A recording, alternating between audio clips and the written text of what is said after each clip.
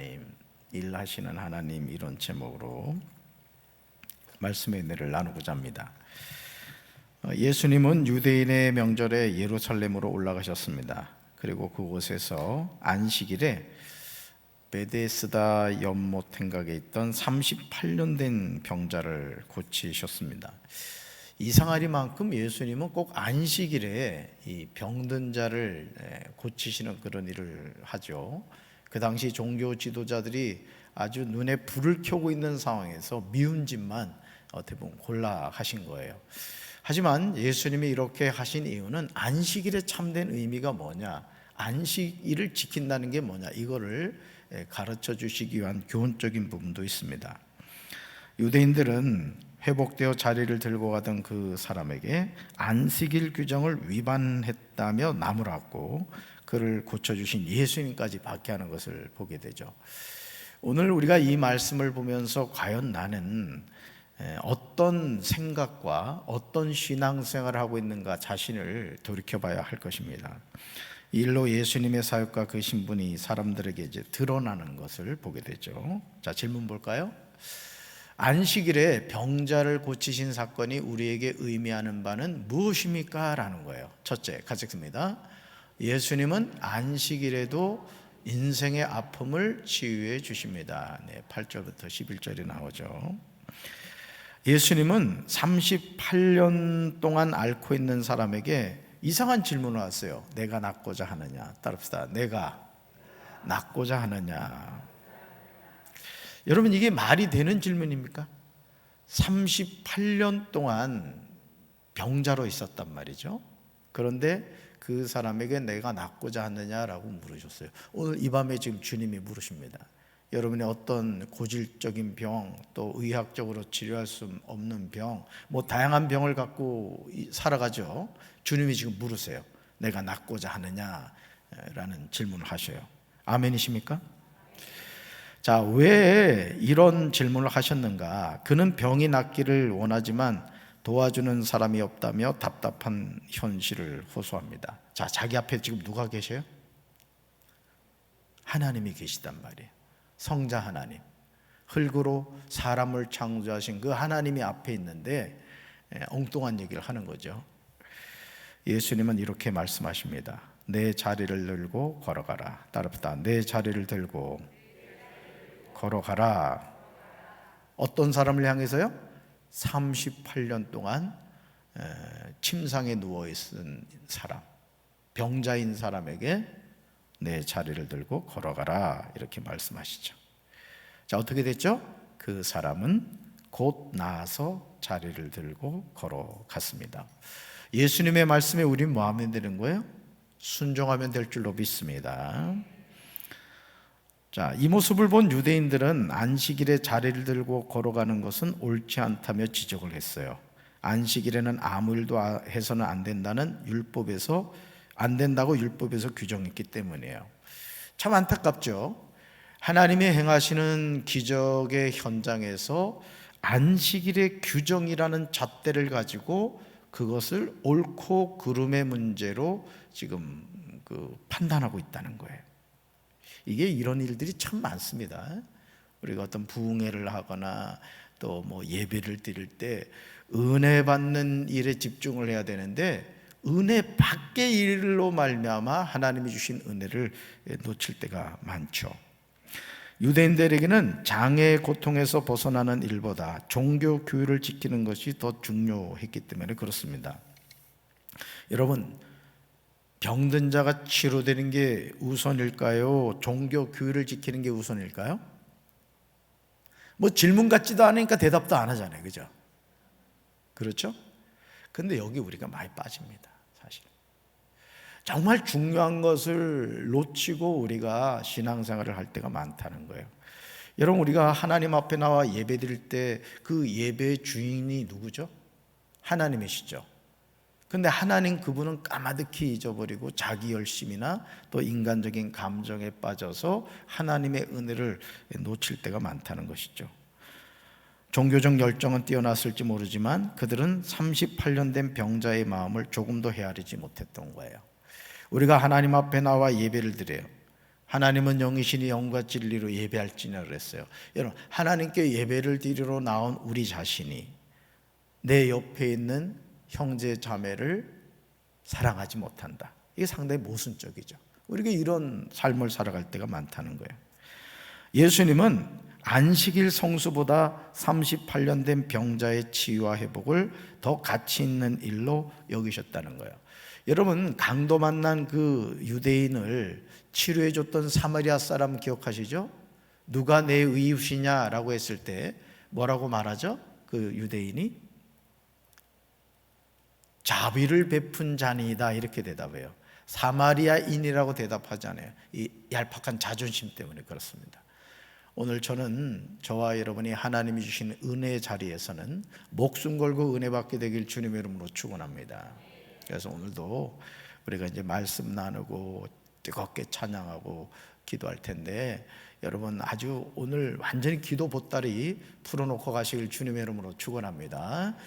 주님과의 첫사랑을 회복하셔야 돼요. 자, 둘째 볼까요? 안식일에 병자를 고치신 사건이 우리에게 의미하는 바는 무엇입니까? 둘째가 찍습니다. 예수님을 떠나지 말고 증거해야 합니다. 아멘. 12절부터 15절까지 나오죠. 38년이나 알았던 사람은 그토록 원하던 고침을 받았지만 정작 자신을 치료한 분이 누구인지를 몰랐어요. 참 이것도 재미있어요. 그렇죠? 그토록 고치고 싶은 병을 고침받았어요. 누가 고쳐주셨어요? 예수님이 고쳐주셨어요. 그런데 그 고쳐주신 분이 누구라는 사실을 몰랐다는 것이죠. 얼마 뒤 예수님은 성전에서 이 사람을 다시 만나 더 나쁜 일이 생기지 않도록 죄를 짓지 말라 이렇게 말씀하셨죠. 자, 여기서 이 38년 된 병자의 이 병은 죄로 말미암아 비롯되었다는 것을 알 수 있어요. 모든 병이 죄 때문에 생기는 건 아닙니다. 그런데 죄 때문에 생기는 병도 있다는 거예요. 오늘 예수님께서 하신 말씀을 보면 더 나쁜 일이 생기지 않도록 죄를 짓지 말라, 이 말씀은 이 38년 된 병자에 한해서 이 사람이 죄를 통한 이 병이었다는 걸 알 수 있죠. 육체의 질병보다 영적인 타락인 죄가 더 심각한 문제임을 깨우쳐 주신 거예요. 그래서 예수님도 그런 말씀하셨죠. 내 오른팔이 죄를 짓게 하거든 잘라버리고 천국 가야 된다. 내 왼쪽 눈이 죄를 지면 뽑아버리고 천국 가야 된다. 이런 말씀을 하시죠. 그 정도로 영적인 죄라는 것은 아주 두려운 일이기 때문에 그렇습니다. 치료받은 병자처럼 하나님의 은혜를 받은 사람은 주 안에서 거룩하게 살 의무가 있어요. 여러분, 하나님의 자녀는 거룩한 하나님의 자녀답게 살아야 될 줄로 믿습니다. 그렇죠?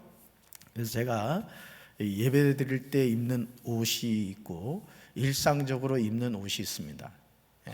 항상 제가 예배 드릴 때는 이 옷을 구별되게 이렇게 입습니다. 예배를 드리기 때문에 그래요. 그냥 평소 입던 옷을 입고 예배 드리질 않아요. 이거는 제가 하나님 앞에서의 고백이에요. 여러분 꼭 그러라고 하는 얘기는 아닙니다만은, 자, 뭘 의미하느냐? 하나님의 자녀답게 살라 이거예요. 따라서 하나님의 자녀답게 살자. 아멘. 그래서 그리스도를 떠나서는 안 된다는 거죠. 율법의 형식주의에 빠진 유대인들은 예수님의 이적을 무시했지만 병자는 유대인들에게 가서 자신을 고쳐주신 분이 예수님임을 증거했던 거예요. 그러니까 치료받고 나서 나중에 성전에서 만난 이후에 이분이 예수님이 날 고쳐줬구나, 이제 이걸 알게 된 거죠. 그리고 이제 그 사실을 얘기합니다. 우리도 하나님의 은혜와 사랑으로 사는 사람들로서 은혜 받은 이답게 예수님을 떠나지 않고 그 은혜를 열심히 증거해야 될 줄로 믿습니다. 자꾸 전해야 돼요. 오늘도 이제 점심을 먹고 모처럼 우리 전도사님들하고 이제 호떡을 제가 사줬어요. 호떡. 얼굴이 벌써 호떡 좋아하게 생겼죠? 호떡을 이제 사 먹었는데 우리 금성 고깃집 그 옆에 호떡집이 있어요. 아줌마가 팔더라고요. 근데 알고 봤더니 그 금강둔치에서 맨날 자전거 타고 운동하시는 아줌마였어요. 좀 재미있는 말씀을 드리면 이 아줌마는 이제 운전을 이렇게 자전거를 타는데 머리는 항상 오른쪽으로 살짝 기울어진 상태에서 거의 몸이 움직이질 않아요. 다리만 움직여요. 이렇게. 그 집사람하고 뒤에서 보면서 야, 참 자전거 특이하게 타신다. 조금 이렇게 머리를 흔들어주면 좋을 텐데 거의 딱 이리고 그대로 가요. 그래서 저는 마네킹인 줄 알았어요, 처음에. 그래서 제가 저기 교회의 목사라고 교회 오시라고 했더니 그분이 저를 기억하는 거예요. 아, 찬송가 들으시면서 운동하시던 분이군요. 제가 깜짝 놀랐지 뭐예요. 여러분, 우리가 이 세상을 살면서 우리 주변에서요, 우리가 살아가는 삶의 모습을 예의주시하는 사람들이 있어요. 저는 우리 사랑하는 성도 여러분들이 하나님의 자녀답게 본을 보이는 삶을 살게 되길 주님의 이름으로 축원합니다. 자, 셋째 볼까요? 같이 읽습니다. 예수님은 하나님과 동등한 권위로 일하십니다. 아멘. 자, 16절부터 18절에 나오죠. 유대인들이 율법을 어겼다고 박해하자 예수님은 뭐라고 말씀하시느냐 따릅니다. 내 아버지가 일하시니 나도 일한다. 왜 예수님이 안식일에 일을 하셨습니까? 내 아버지가 일하시니 나도 일하신다는 거예요. 그러니까 여러분, 하나님은 지금도 쉬지 않고 뭐 하신다는 거예요? 일하신다는 거예요. 마치 이번 설 명절에도 자녀분들이 찾아오신 가정이 있죠. 자녀들이 찾아오면 우리끼리 얘기지만 솔직히 좋은 점도 있죠. 용돈 주고 가면 좋아요.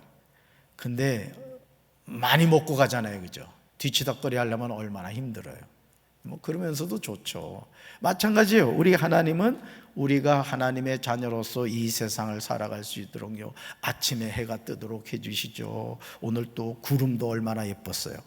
또 바람도 불게 해주시죠. 하나님 너무너무 바빠요. 누구 위해서? 사랑하는 나를 위해서. 아멘. 그러니까 여러분, 오늘 예수님의 말씀을 통해서 우리가 뭘 알 수 있어요? 성부, 성자, 성령 하나님은 언제나 같이 일하신다, 이거를 알 수 있죠. 하나님의 아들인 예수님께서 아버지가 맡겨주신 일을 하는 것인데, 이를 이해하지 못한 유대인들은 예수님이 안식일 규례뿐만 아니라 신성까지 못 오겠다며 격분했던 거예요. 제가 어제 조정민 목사님의 그 왜 분노하는가 그런 책을 읽었습니다. 여러분도 꼭 한번 읽어볼 책인데, 그 조정민 목사님이 어떤 얘기를 하냐면은 예수 믿는 사람은 분노할 줄 알아야 된다는 거야. 분노할 줄 알아야 된다. 그 분노가 어디에 근거한 것이어야 되느냐? 하나님의 말씀에 근거한 분노를 할 수 있어야 된다는 거죠. 막 자기 혈기에 의해서 막 그런 분노가 아니라 불의한 세상을 바라보면서 분노할 줄 아는 그런 사람이 돼야 된다는 거죠. 마치 예수님이 내 집이 만민이 기도하는 집이라고 말씀하셨는데 와보니까 뭐 했어요? 환전상들, 그 짐승 파는 자들이 말이죠, 돈벌이 하는 장소가 돼버렸잖아요. 예수님이 분노하셨어요, 안 하셨어요? 분노하셨어요. 왜 분노하셨어요? 거룩한 분노를 한 거예요. 저는 우리 성도 여러분들이 거룩한 분노를 할 수 있게 되길 바랍니다. 육신의 혈기의 분노를 말하는 게 아니에요. 내 기준의 분노가 아니에요. 하나님의 말씀을 통해서 하나님의 심정을 가지고 분노할 줄 아는 우리 성도들 되길 주님의 이름으로 축원합니다. 그런데 지금 이 종교 지도자들은 예수님을 향하여 잘못된 분노를 하고 있는 것을 보게 되죠. 안식일에 제자들이 밀 이삭을 잘라 먹을 때 예수님은 마가복음 2장 27절에서 안식일이 사람을 위하여 있는 것이 아니요 사람이 안식일을 위하여 있는 것이 아니니라, 이렇게 말씀을 하시죠. 그러니까 여러분, 안식일이 중요하냐 사람이 중요하냐라고 했을 때 예수님은 뭐라고 말씀했어요? 안식일이 사람을 위하여 있는 것이라는 거죠. 이걸 놓치지 마셔야 돼요. 사람을 잃어버리면 안 됩니다. 물질이 없어지고 뭐 어떤 여타 나에게 어떤 부분이 없어지는 것, 뭐 그것도 있어서는 안 되겠습니다만은 그래도 사람을 잃어버려서는 안 돼요. 그래서 제가 여기 와서 그랬잖아요. 우리 교회 부임해가지고 다 버려도 사람 빼놓고는 버릴 건 다 버리라 그랬단 말이에요. 그렇죠? 그래야 정리가 되니까 그런 것이죠. 하나님이 왜 안식일을 정하셨는지 그 이유를 알게 됩니다. 예수님이 하나님과 같은 마음과 권위로 사람을 위해 안식일에 병을 고치신 것은 당연한 거예요. 하지만 예수님이 하나님의 아들임을 알지 못한 유대인들은 예수님을 죽이려 했던 거예요. 오늘도 마찬가지입니다. 우리가 신앙생활하면서 하나님 그분을 바로 알지 못하면 하나님을 대적하는 삶을 살게 됩니다. 오히려 그런 경우에 열심을 내면 낼수록 더 문제가 되는 거예요. 마치 사울이 다메섹으로 가는 길에 예수님을 만나기 전에 사울의 열심은 하나님을 대적하는 행위였어요. 오늘 여러분의 삶은 어떻습니까? 그러니까 중요한 게 뭐예요? 방향이 바로 돼야 되는 거예요. 하나님의 뜻이 무엇인가를 바로 분별해야 되는 거예요. 아멘. 그런 다음에 뭐예요? 열심을 내야 되는 거예요. 기차가 레일 위에 올라섰을 때 그때부터 속도를 내야 되는 거예요. 그런 것이죠. 예수님의 안식일에 병자를 치유하신 것은 구원의 완성을 의미합니다. 안식일에 고쳐야 할 질병이 있다면 치료하는 것이 마땅하고, 슬픔과 고통에 처한 이들은 해방되어야 된다는 거죠. 그래서 즐겁게 안식한 날, 반갑고 좋은 날, 그 찬송가 가사가 그렇게 나오죠. 율법이든 안식일이든 법을 위해 생명을 살린 일을 금할 이유가 전혀 없습니다. 우리가 믿는 예수님은 안식일의 주인으로 병든 것과 약한 것을 회복시키고 온전하게 하시는 분인 것을 우리가 잊지 말아야 돼요. 그래서 안식일이 누구를 위해서 있는 것이냐, 우리가 왜 안식일을 지켜야 되느냐, 이걸 여러분이 항상 기억하셔야 돼요. 내가 예배를 왜 드리지? 내가 찬송을 왜 하지? 내가 기도를 왜 하지? 이런 걸 잊지 말라는 거예요. 그래서 여러분, 기도 같은 경우도 그렇잖아요. 기도는 뭐예요? 종교적인 행위가 아니에요. 답니다. 기도는 하나님과 대화하는 것입니다. 아멘. 그래서 조용기 목사님이 그런 얘기를 했다 그래요. 저도 이게 들은 얘기인데, 조용기 목사님이 그 얘기를 했다 그래요. 목사님이 이제껏 하나님께 받은 것 가운데 다른 것 다 없어져도 이것만은 절대 놓치고 싶지 않은 게 있다면 그게 뭡니까? 라고 물었대요. 누가? 그랬더니요, 대답이 끝나기가 무섭게 방언입니다 라고 대답을 하대요. 다른 거 다 잃어버려도 신의 은사도 많이 베푸셨거든요. 조용기 목사님 아시죠? 그분이 이렇게 말씀 전하다가 성령께서 이렇게 깨닫게 해준다잖아요.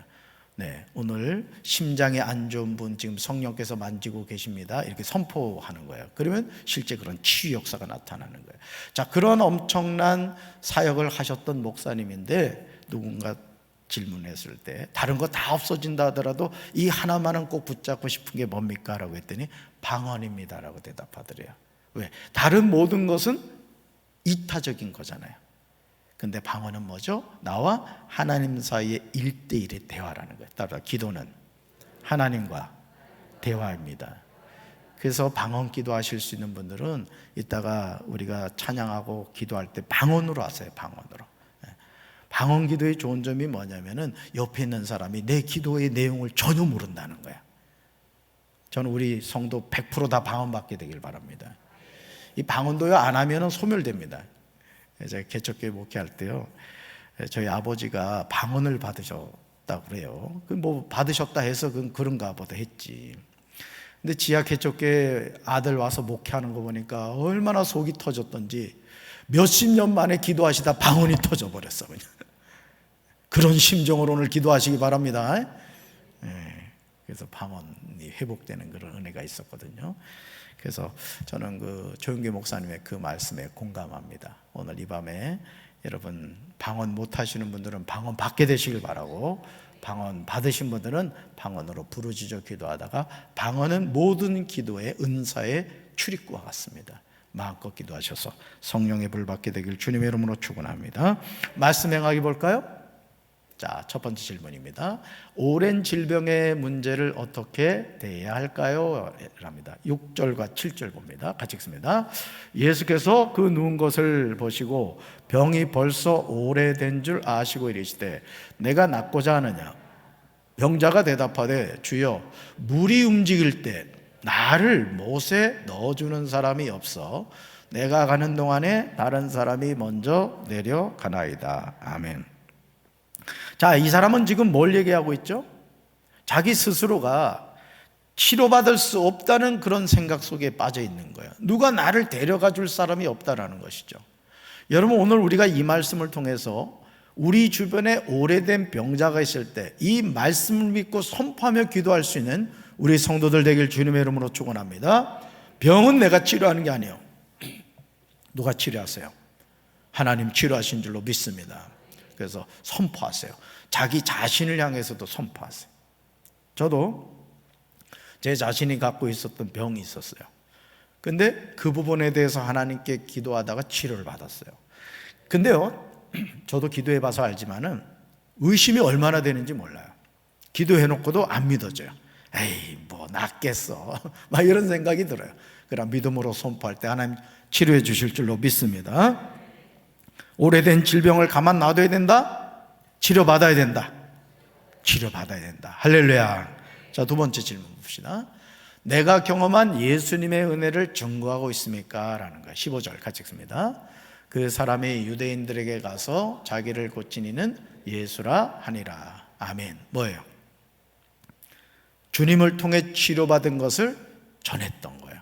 그래서 여러분, 간증이 위험한 부분도 있습니다만은 간증을 자꾸 나누는 것이 중요합니다. 그래서 속회 모임에서 어디 갔더니 저기 젓갈이 값이 얼마더라, 외투가 얼마더라 이런 얘기 하지 말고 속회 모임에서는 간증을 해야 돼. 간증을. 내가 기도하는 건데 하나님의 음성을 들었다. 또 내가 이런 문제로 기도했는데 하나님이 이렇게 응답해 주셨다. 그래서 거룩한 어떤 도전의식을 줘야 돼요. 도전의식을. 아멘. 이 38년 된 병자가 예수님의 은혜를 증거하죠. 자, 세 번째 질문이에요. 신앙과 사역으로 핍박받을 때에 어떻게 행동합니까? 라는 거예요. 16절부터 18절 같이 읽습니다. 그러므로 안식일에 이러한 일을 행하신다 하여 유대인들이 예수를 박해하게 된지라. 예수께서 그들에게 이르시되 내 아버지께서 이제까지 일하시니 나도 일한다 하시매 유대인들이 이로 말미암아 더욱 예수를 죽이고자 하니 이는 안식일을 범할 뿐만 아니라 하나님을 자기의 친아버지라 하여 자기를 하나님과 동등으로 삼으심이로라. 아멘. 자, 오늘 이 말씀에서 저와 여러분이 위로받을 수 있는 내용이 나오죠. 하나님의 아들이신 예수님이 38년 된 병자를 고치셨어요. 칭찬받을 일입니까? 책망받을 일입니까? 이거 물을 필요가 없어요. 이건 칭찬받을 일이에요. 그런데 지금 칭찬받고 있어요? 책망받고 있어요? 잘 보세요. 우리가 하나님의 일을 할 때 좋은 말을 듣기 쉽겠어요? 좋지 않은 말을 듣기 쉽겠어요? 좋은 말을 들어야 되는데 실제로는 그렇지 않습니다. 쟤 왜 저래 설치냐? 교회 온 지 얼마 됐지? 어디 출신이야? 이런 이야기를 듣기 쉽다는 거야. 그러니까 예수님 오늘 모습을 보면서 위로받으시길 바랍니다. 괜히 어떤 이런 말을 들었을 때 오늘 이 말씀을 잘 기억하면서 주님도 핍박받으셨는데 내가 주님의 일을 한다는 것이 핍박받을 수 있구나, 그럴 수도 있구나, 이렇게 생각을 하셔야 돼요. 제가 오늘도 우리 속회 인도자들 그 주간 보고서를 쭉 1속부터 41속까지 쫙 봤습니다. 속돈들에 대해서 쏘는 부분도 있고 또 여러 가지 일의 내용들을 제가 볼 수 있었어요. 그걸 딱 보면은 여러분들이 어떤 마음으로 체크를 하고 있는지를 알아요.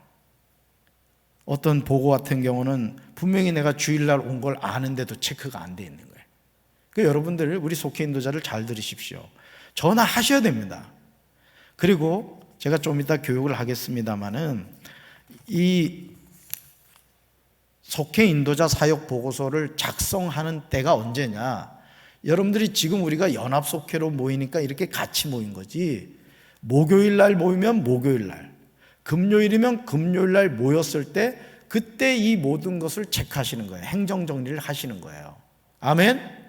그래서 지난주부터는 이제 언제 며칠부터 며칠까지 이 기간이라는 거를 제가 명기를 해드립니다. 장로님 몇 분이 그 제안을 하셔서 좋은 생각이라고 해서 이제 그렇게 해드립니다만은 이 속회 인도자 보고서는 금요일 날 속회 모였을 때 하는 거예요.